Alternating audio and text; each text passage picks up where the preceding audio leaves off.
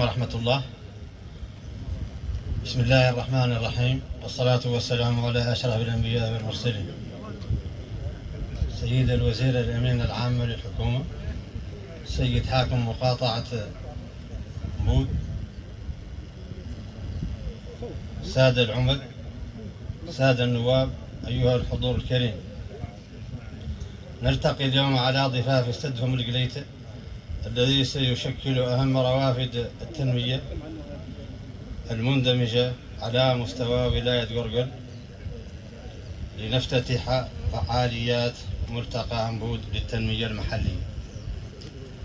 إن هذه التظاهرة تمثل مبادرة مهمة للتعريف بالمقدرات التنموية الكبيرة بمقاطعة عنبود وتحديد أولويات التنمية بالنسبة لسكان هذه المقاطعة ذات الكثافة السكانية الكبيرة. أيها السادة والسيدات، إننا نعول على مخرجات هذا الملتقى التشاوري لدعم خطة الدولة بتعليمات من رئيس الجمهورية السيد محمد بن الشيخ الغزواني، والهادفة إلى تطوير التنمية في ولاية قرقل التي عرفت خلال السنوات الأربع الماضية تحولات تنموية مهمة.